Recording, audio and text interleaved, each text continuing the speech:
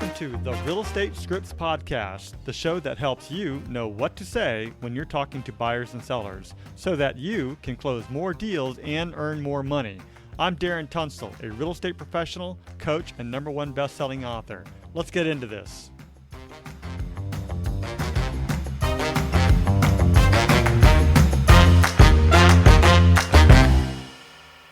Before we begin today's episode, I want to clarify some important points. I am a licensed real estate agent and my DRE number is 018534445. It's crucial to note that this podcast operates independently of my affiliation with Keller Williams Realty and any realtor associations. My primary goal with this podcast is to provide you, our listeners, with valuable information, insights, and practical tools. As a reminder, the purpose of Scripts and Dialogues is to come, learn, practice, and be prepared to fail forward.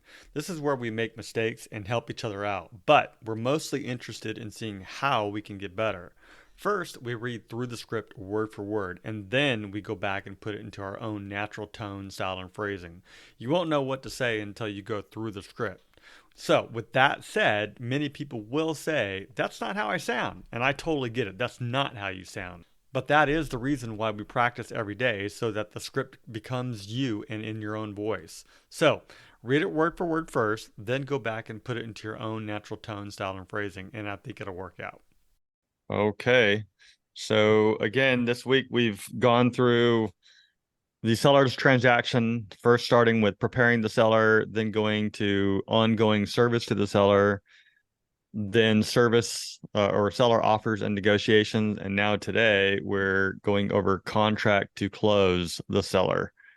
And in this particular script, we are going to go over appraisal challenges, navigating appraisal challenges. And as the listing agent, you discover that the property's appraisal is lower than agreed upon sales price. Options to consider include negotiating with the buyer, adjusting the sales price, or exploring the homeowners contributing the difference. You reassure the homeowner that your commitment and discuss next steps to find a mutually beneficial resolution. Requirements are strong communication skills, knowledge of the local real estate market, understanding of the appraisal process and implications, ability to negotiate and explore creative solutions. The intention is to help the listing agent communicate with the homeowner when the property appraisal falls short of the agreed upon sales price. The goal is to explore options and find a mutually beneficial solution. That's not written correctly because you are the listing agent. So just keep in mind, I don't know why I wrote it like that, but you are the listing agent. Emily, you'll talk to Debbie. Debbie, talk to Derek. Derek, talk to Emily. Perfect. When you're Hi, ready. Debbie. It's Emily with Keller Williams. How you doing today? I'm doing good so far. Freezing, but good. Yeah. Well, hey, I have some important news about the appraisal of your property because that just came through. Oh, I've been eager to hear what it came back at. Well, unfortunately, the appraisal of your property came a little bit lower than the agreed upon sale price. So the appraiser valued the property at $600,000, which is about $50,000 less than our original list price of $650,000. So is it possible to get a different appraisal or what do we do? Well, in this situation, since the appraisal is ordered by the lender, it means that the buyer's loan may not be approved unless we find a mutually beneficial solution. 50,000 is quite a bit. So it's essential to work together to resolve this and ensure the deal goes through and moves forward. Well, what was the buyer approved for? Well, they put in an offer, but it didn't quite, it's above what the house is worth. So the loan will, I do you see what I'm saying? um So this isn't uncommon. So there's a few options we can look at. The first one is we could consider lowering the price, the sales price, to match the appraised value. Okay. This could make it more appealing to the buyer so they don't back out and help us move forward. Okay. Well, I really don't want to do that. So what other options do we have? Well, another option is negotiating with the buyer. We could propose a counteroffer, perhaps suggesting a middle ground price between the appraised value and the original listed price. So somewhere around 625. So both parties might find the compromise works for them. And so what if the buyers aren't willing to budge? I don't get that part. We could consider challenging the appraisal. I've noticed a few factors that may not have been taken into account, such as the recent upgrades and improvements of your home. We could present this information to the appraiser and request reconsideration, or like you said, a second appraisal, but we will have to pay for that. That's a cost. And so how much would that be? It sounds like a better option to me. Okay. Another approach could be offering the seller financing. This means we assist the buyer in securing financing for the property, which might make it more attractive to them. How would that work? Okay. So that's an option as well. We could request a second appraisal to get a different perspective on the property from someone else. Different appraisers may have varying options, and this could potentially lead to a higher valuation. But like I said, 50,000 is quite a bit. It's going to probably come in pretty close. Hold on. Sorry. So I just noticed something that I skipped there. So if you're going to offer, confusing. Yeah. I apparently I got ahead of myself here. Yeah. But in general, if you're going to offer seller financing, which most people probably won't do, but if there is like a difference of $50,000, you could potentially create a promissory note between, not you, but they could create a promissory note between the two of them. Essentially, what the seller is doing is a modification of a seller carryback financing, where they would basically loan the buyer $50,000. They would have an agreement between each other, and they can do that too. And now we're getting creative. My suggestion is for everyone else doing this is to skip that part until I correct that. So I don't know how I missed that, but anyways, that was the idea behind it. Wouldn't Getting that a little come creative. last? It seems like we went into that and then back to. Yeah, I think somehow I was working on it, and I don't remember when I wrote it, but I'm gonna have to look at this now. I'm writing myself a note, but somehow when I was writing it, I may have already had something there, and then I rewrote it and forgot to delete some stuff. So I apologize. I have to correct that. Debbie's like, who did I hire as my realtor? I know. Yeah. All right.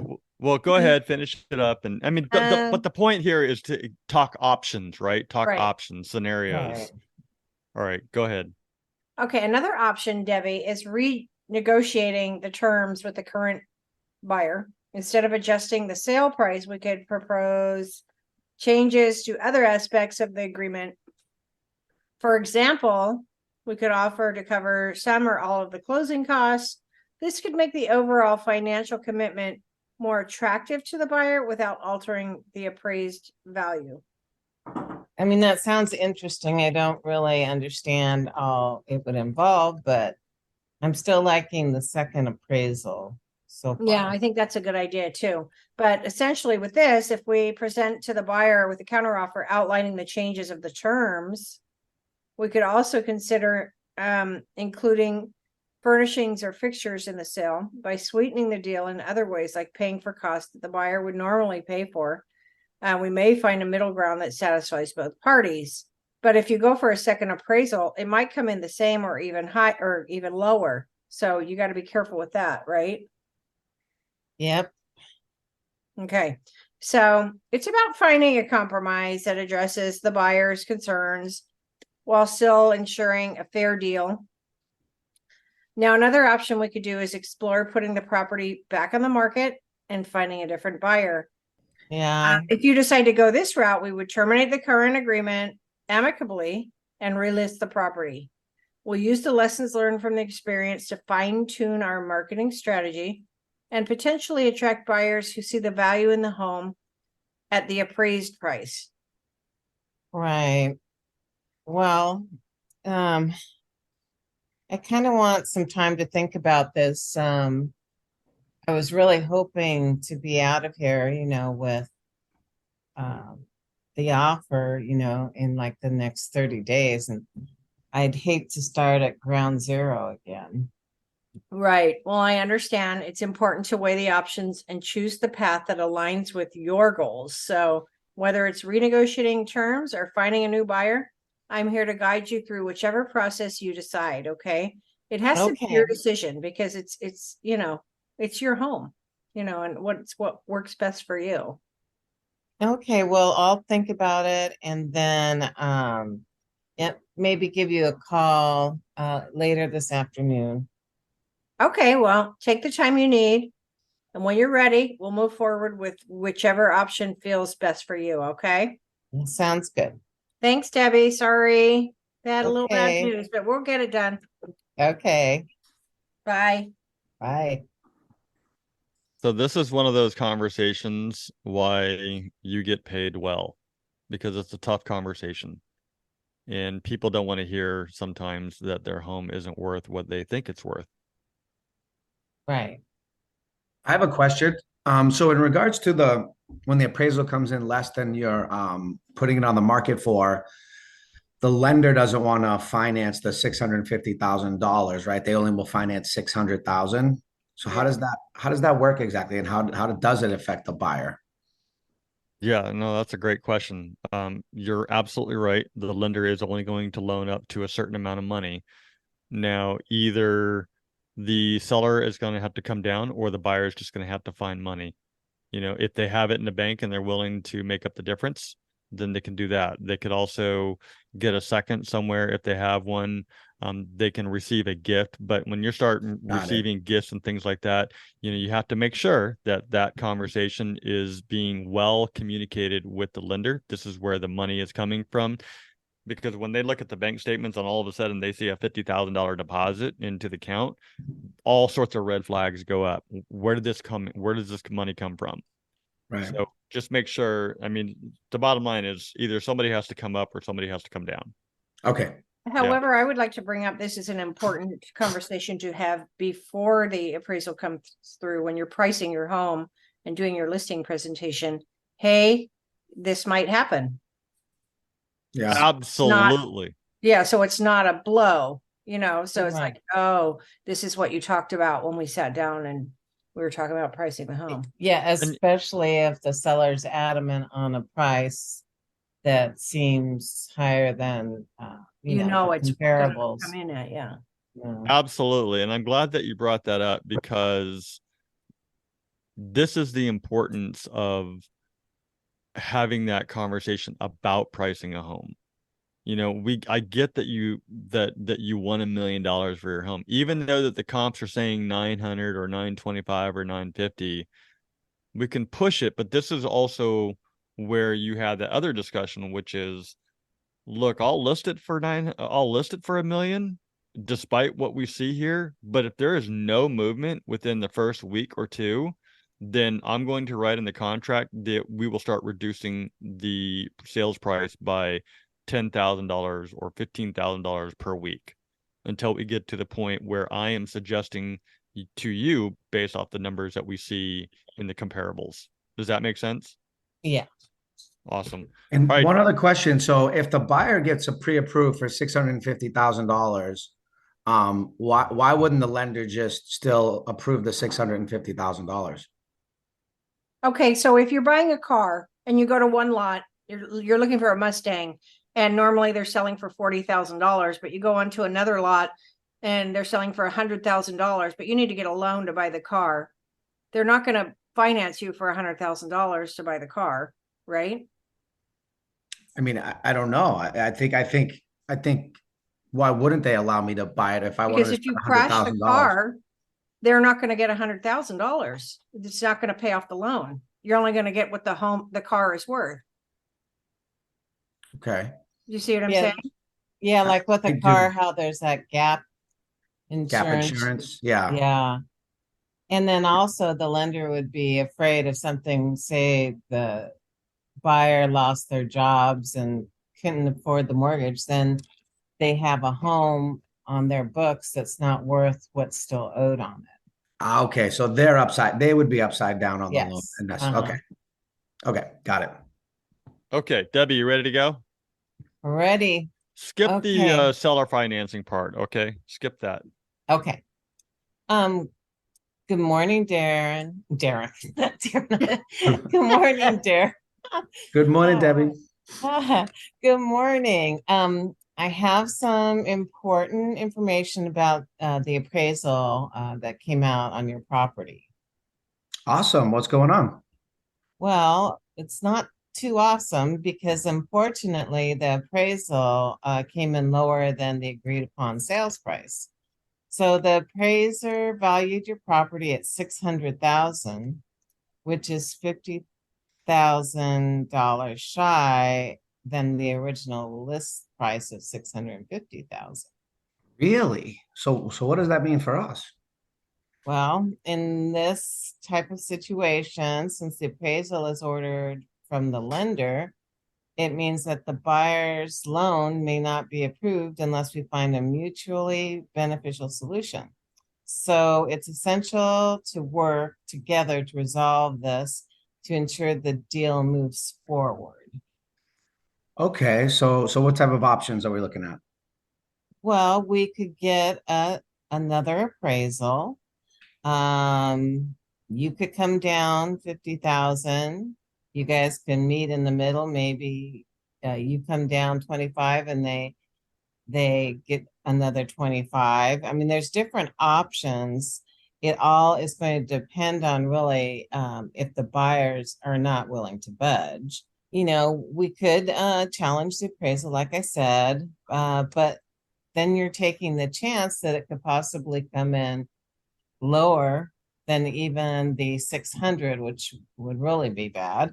So it's probably going to end up with you deciding what at this point that is going to work, which option would work better for you. Well, this is disappointing, because the comps on the street, everyone with the same house came in around 650. I wonder what's driving my price to be lower than theirs. Well, I mean, there's several factors that they take into consideration. We could, like I said, challenge the appraisal and, see what's happened. And it could be since the last neighborhood homes that came in at 650, the prices of homes have gone down several percentages. So that could be a possibility that would make your, home lower. We could try to come together and outline a counter offer. We could change the terms or adding some of your fixtures to sweeten the deal and so forth. So what are your thoughts so far? I mean, I'm open to hearing some suggestions. I'd obviously have to run this by my wife and see how she feels about it. I do feel that, we really wanted to get that 650,000. Is there anything we can do on our end to improve the appraisal? Well, outside getting another appraisal, which would have to be paid for on our end, we could, decline the offer and put the property back on the market. Basically, find another buyer, but then you're kind of starting at the beginning again. Oh, wow. That's I don't know if I'm willing to do that, but I'm open to it if because we definitely want to, move this home within the next 2 months. Right. So yeah.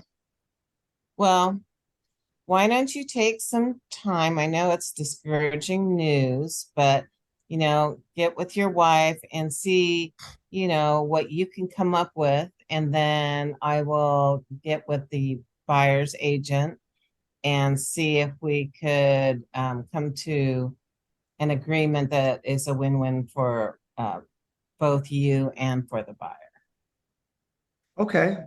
Yeah, that sounds good. I just need to wrap my head around this and figure out a solution that works Uh, best for both of us. I know it's very disappointing, but um, you guys talk it over, and if you could give me a call either later today or early tomorrow, I would appreciate it. That way we could move forward or start over, whatever the case may be.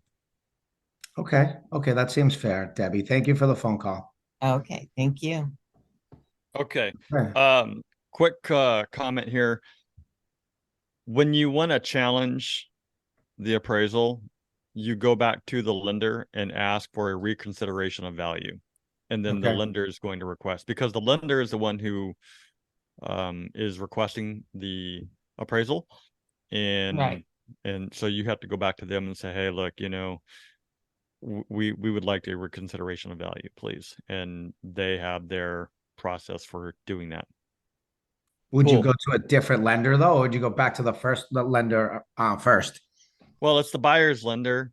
So I would go back to them Ah, originally. And got it. but at this point, you should have already been in communication with them the whole time already. So Yeah. you'll have a good working relationship with them.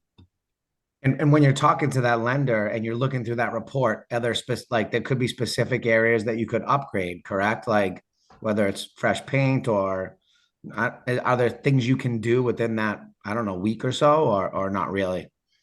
Well, it's kind of hard to say. So you want to take a look at what their appraisal says. I would compare that to the comparables, compare that as well to the um well, it's the same thing. The comps, Mhm. compare that to the comps, the inspection report, and the appraisal, and see where there is an issue, or where you can see a potential issue. And if you think that it's a little unfair. And by the way, I want to go back to the comment about the lender. It doesn't matter whether you change the lender. The lender is going to order an appraisal. They don't have, I mean, they have appraisals that they put it out to, but it kind of goes into a pool is what it is. And then appraisals come and pick it, because before, in the past, this is where a lot of people got into trouble, was where we could just hire our own appraisers.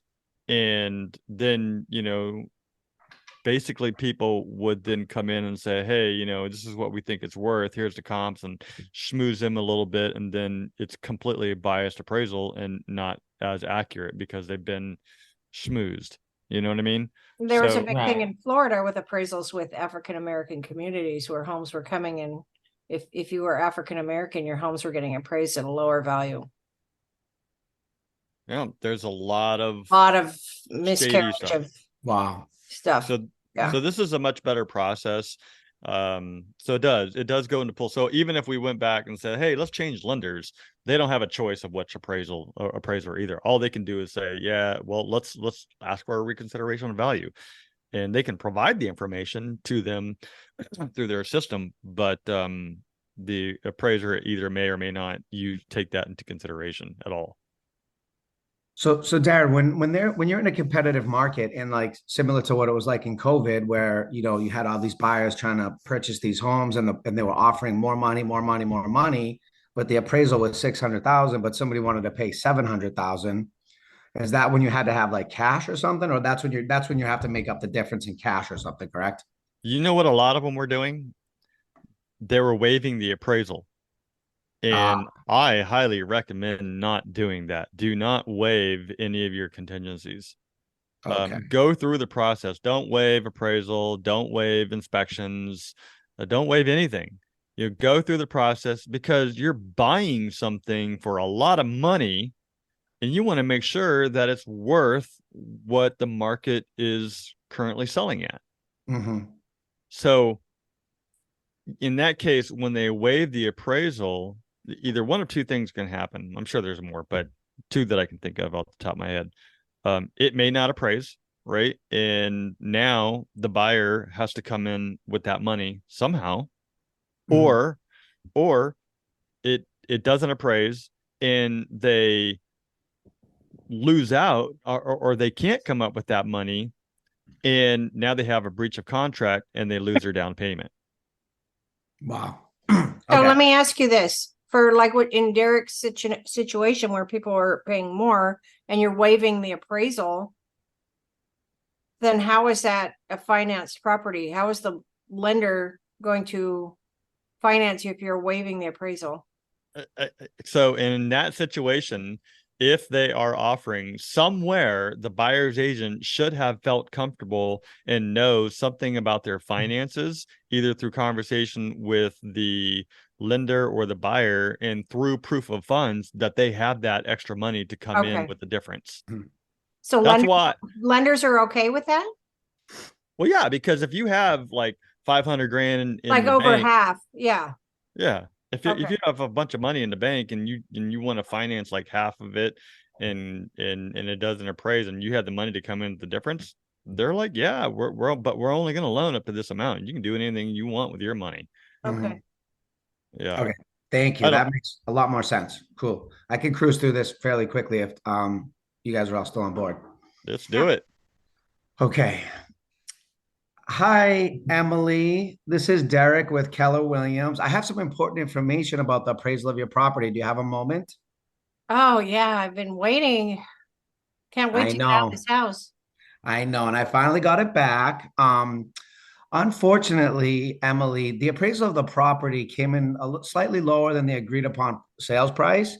So the appraiser valued your property at 600,000 rather than the 650,000 we determined it would be sold for. So there's a difference of $50,000 That currently. doesn't sound right. I don't think that's right.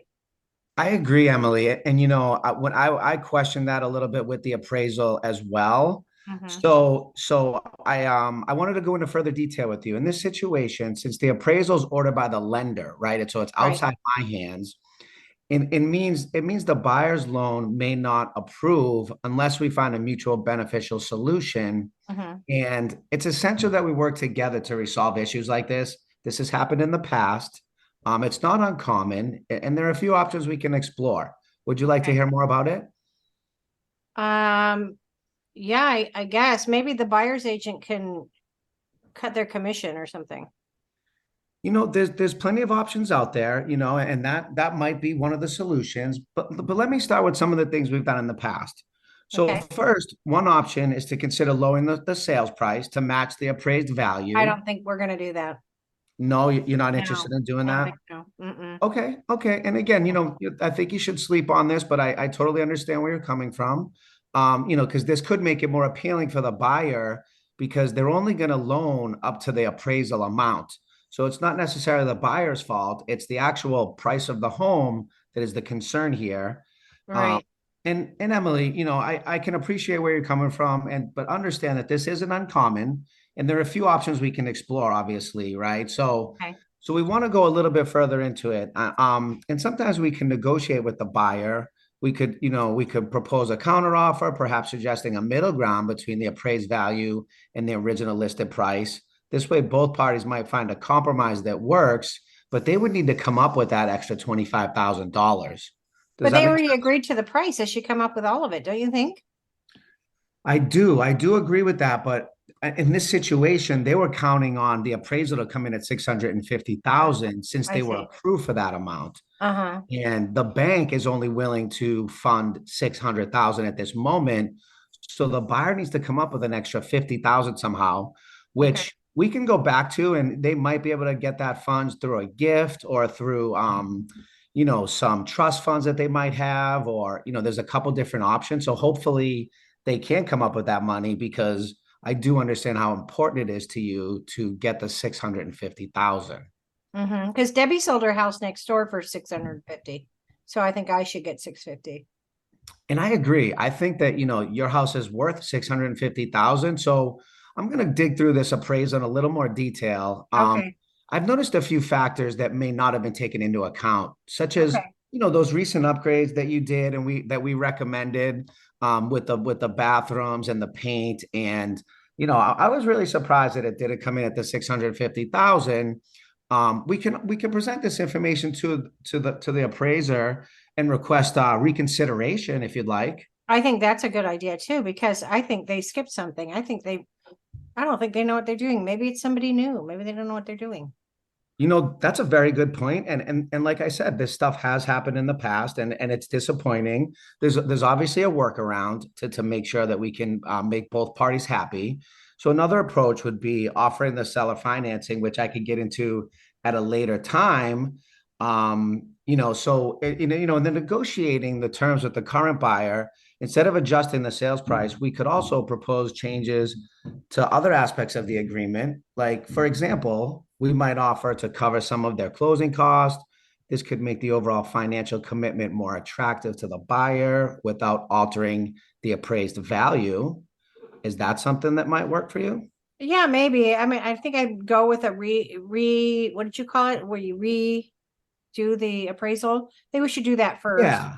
And then Okay. I consider that if they don't have the 50,000 to come to the table, but let's try and get that second. And then maybe third, we'll do, we'll pay their closing costs if they can come up with the extra minus the closing costs. That might be something I'm willing to do, but only as like the third option. Absolutely. Hold on, let me take notes on that. So let me get the first option. So I'll look into the Reconsideration, is that what you called it? Yep. We can Okay. get another appraisal out there, and it Let's could do be a that. different company, like you suggested. I'd have to talk to the lender, and they Okay. kind of basically put these out, and then the appraisals pick them. So most likely we would get a different appraisal. So then we have two appraisals to go by. And I think before that appraiser comes out, we just do a few maybe minor touch-ups. And, there was a few things that I happen to notice that I think could be devaluing the property. So we'll just make those adjustments. And then secondly, we can see what they come back with. And then I think that could be a great opportunity to get the money that you need, as well as, the buyer's ready to go at the 650. They just need the proper financing. Right. I got it. That makes sense, Derek. I understand. Okay, Emily. Well, thank you so much. And I greatly apologize about the bad news. I'm going to do my best to obviously, work with the lender, work with the appraisal, and obviously work with you to make sure this deal gets done on both ends. And yeah, I look forward to hearing from you. I will get back to you once I gather some more information, and I'll get back to you. I would say by tomorrow with more Okay. information on how That that will sounds go good. down. Thanks, Derek. I appreciate you. You got it, Emily. Thank you so much. Bye-bye. Bye. Cool. Okay. So good stuff, right? Yeah. This is part of negotiating. Everything that you said in that definitely can come up with a combination. There's so many different ways that we can spin a script. But I do want to make a couple of comments. One, this is a good time if you did, this is for everyone, if we did our due diligence up front and we properly priced their home, number one, this is a great time to remind them that this might happen, that this could have happened. And here we are, right? So that's one thing. Secondly, our job is to facilitate information. And the reason why I say that is when Emily said, I think that's wrong. My home is worth $650,000. And you replied by saying, I agree. And I really think that might be a problem. So we need to be as mutual as possible and just stick with the facts. The appraisal came back. This is what the comps are showing. This is what the inspector came up with as well. And this is what we're seeing based on what we were given. Because if they come back later on and say, you said that you thought it was worth this amount of money too. So what's the issue here? We just stick with the facts. So right? less is more kind of approach.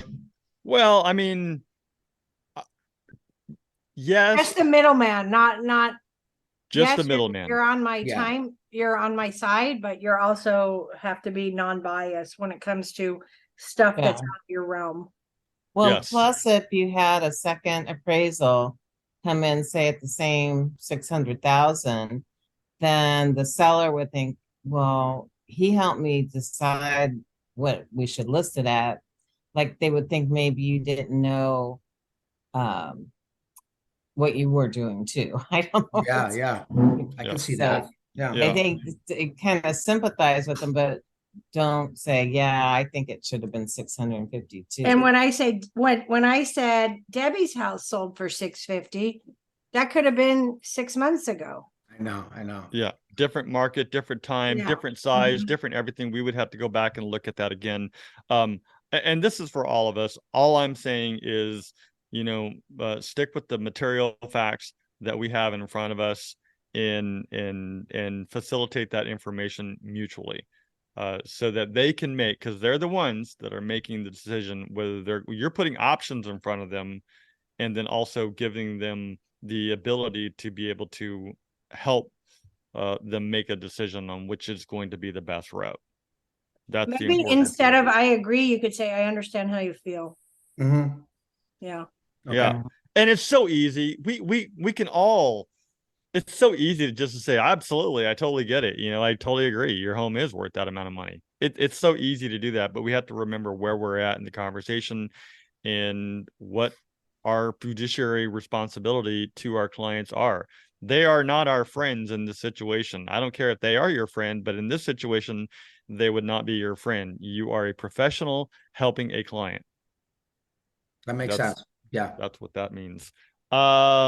Lastly, I just want to make one quick comment. And the only reason why I want to make this comment is because where do most people go to find the value of their home? Hello. Zillow. Zillow. Yeah. Zillow. So I'm going to drop a link into the chat section, and you are welcome to keep this on hand in case you need it. All right. But I do want to say that most people look at that Zestimate and say, well, the Zillow says my home is worth this. And I'm going to read it again. The Zestimate home valuation model is Zillow's estimate of homes' market value. A Zestimate incorporates public, MLS, and user-submitted data into Zillow's proprietary formula, also taking into account home facts, locations, and market trends. It is not an appraisal and cannot be used in place of an appraisal. Period. Mm-hmm. They're flat out telling you right there that the appraisal is what the home is worth based off of our current process of valuing homes. So Yeah. you can use that, keep it. There's some other good information there in which I like, because you can take something that we know that people use and help them to understand, hey, even Zillow recognizes that, even though we have a Zestimate, it doesn't take the place of an appraisal. Cool. Awesome. Good to But know. you guys did a good job. Anything else to add before we take off here? No, No. I think that was good. Good learning experience. Awesome. Same here. All right. That's it. All right, so that's the script. I hope that you found it useful. Just head over to realestatescriptspractice.com for more resources and downloads.